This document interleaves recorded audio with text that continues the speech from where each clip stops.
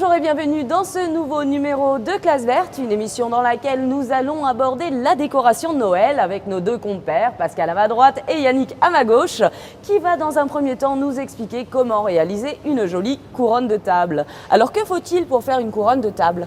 Alors là, Pascal va vous montrer, avec un peu d'imagination et de la récupération, là on a pris un couvercle de seau qu'on a découpé et sur lequel on va fixer des broches de sapin. Donc Pascal va vous montrer. C'est du Norman le sapin. Alors pourquoi cette variété? Le Norman tient mieux dans le temps Okay. que le Picea Bies qui est le sapin de Noël que tout le monde a dans la maison. Ils sont plus forts mais il perd vite ses aiguilles. D'accord. Donc là vous voyez Pascal fixé avec du fil de fer de jardinier, on appelle ça. Que l'on trouve partout. Que l'on trouve partout, oui, dans tout commerce espace vert. Il fixe les broches une à une. Quant aux branches, on les récupère sur son sapin? Oui, oui, y a pas oui, ou alors ils en vendent. Hein. Il y a plusieurs points de vente où ils peuvent vendre des broches de sapin Norman, ou à la limite on récupère sur notre sapin, oui. Ok. Ce qu'il faut, c'est bien respecter le cercle. C'est tout simple finalement. C'est tout simple. Après, on n'est pas obligé de le faire qu'au sapin. Hein. Vous voyez qu'on a une couronne sur la table qui est faite avec du pain. D'accord. Des aiguilles de pain. Des broches de pain. C'est à votre imagination et à ce que vous avez dans le jardin, à la limite. Hein. Si vous avez un sapin ou un conifère, vous pouvez le faire même avec du tuya. Ah ouais, carrément. Oui. Le tout, c'est d'avoir un peu d'imagination et de... Récupérer quelques petites pommes de pin également. C'est ça. Et de le faire à votre goût, quoi. Avec Pascal a fixé la pomme de pin avec le fil de fer de jardinier, toujours. Alors ça tient combien de temps une couronne comme ça? Ouais, ça tient, hein, surtout avec le Norman, qui a un sapin qui perd pas ses aiguilles. Après... Il y a des astuces pour pouvoir le conserver plus longtemps? Oui, on peut soit les blanchir avec les sprays qui vont dans les commerces, Ouais. soit les laquer. Tout simplement, avec de la laque qu'on utilise pour les cheveux? Voilà, c'est ça. Ok. Voilà, après Pascal, vous voyez qu'il rajoute du hou, une petite pomme de pin. Après, c'est au libre choix. Après, vous pouvez rajouter des cotonnets Aster, mettre des petites boules, des petits cadeaux. Comme vous voyez là, c'est fait avec du pain, des épines de pain. Donc c'est libre à votre imagination de faire... On peut y fixer des bougies, Bien sûr, on peut même faire une couronne de l'avant, bien sûr. Ok. Fixer 4 bougies et ça fait une belle couronne de l'avant. Autrement ça, on peut installer sur les portes ou... Ah, pour le coup, il faut fixer un crochet alors. Il faut fixer le crochet à ne pas oublier Ok. à la fin de votre réalisation. Donc, Alors mettre sur toujours une avec porte ou sur une table.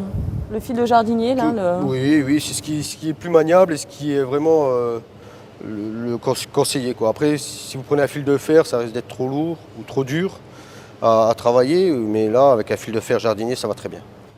Bah super. Nous venons de réaliser une couronne. Est-ce qu'on peut faire d'autres décorations de Noël comme ça avec des objets de récupération ou encore des branches de sapin ou autre? Bien sûr, on va vous montrer comment faire une bûche. Là, c'est moi qui vais travailler, c'est Pascal qui va vous expliquer. Merci Yannick.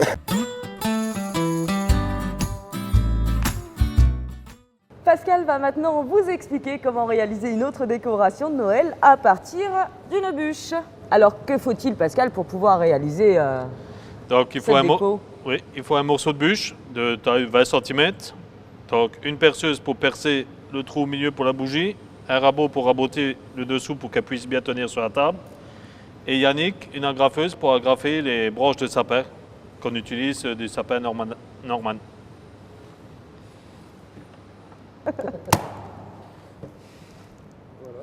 Voilà, donc après, une fois que le sapin est agrafé, on coupe un peu tout ce qui dépasse pour que ça soit plus esthétique.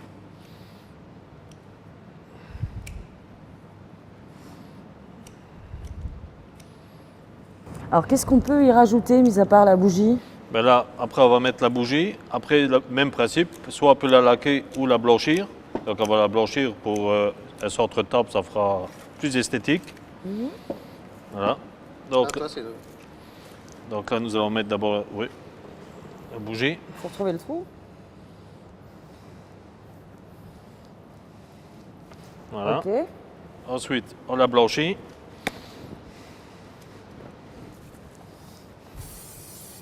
Bon. Je vois que tu te m'espies, Yannick.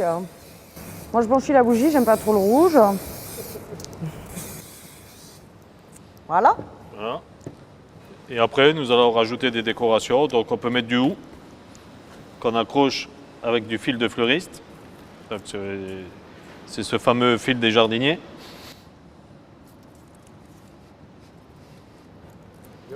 Une pomme de pin.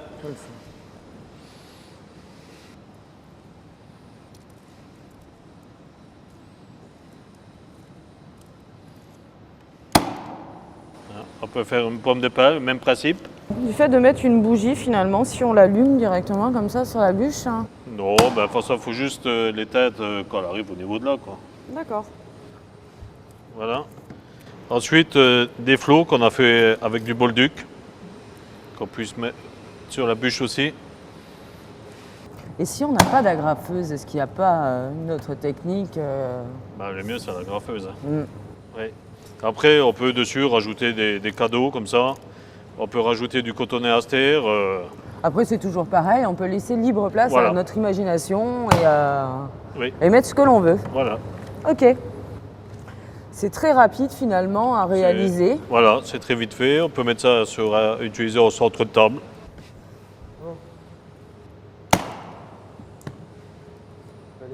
Nous venons de voir comment réaliser 2 décorations pour faire des centres de table. Y a-t-il d'autres idées que vous pouvez nous donner? Ben, après, il y a le poinsettia qui est utilisé aussi en décoration.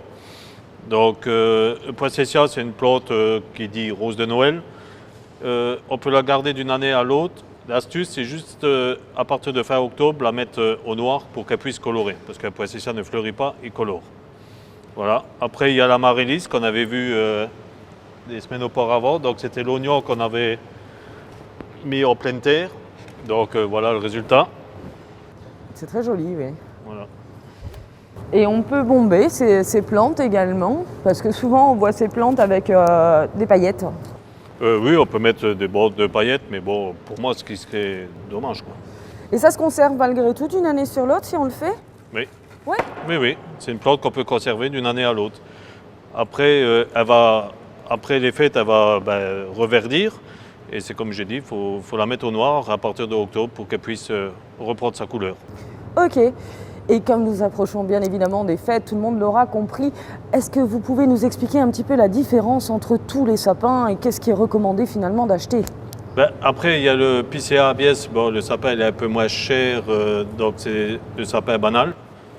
Voilà. Donc là aussi, même principe, quand on le met en place, le mieux c'est de le laquer, le Picea abies. Donc qui se conserve 15 jours, 3 semaines, pas trop chaud, parce que sinon les épines ils tombent assez vite. Donc sinon il y a le Picea l'Abies Norman, voilà, donc celui-là les épines ne tombent pas, et puis on peut le laisser un mois et demi. Finalement, c'est le sapin le plus adapté à nos intérieurs. Voilà, c'est le sapin qui est conseillé, quoi. Très bien, merci beaucoup Pascal. De rien. Nous arrivons au terme de cette émission. Si comme Madame Jourdain-Isabelle, vous souhaitez gagner une composition florale réalisée par les employés des espaces verts, il va vous suffire de répondre à la question que Yannick va nous poser. Voilà, tout à l'heure on a parlé des roses de Noël, mais cette rose de Noël, elle a un deuxième nom. Dites-moi lequel et vous gagnerez la nouvelle composition.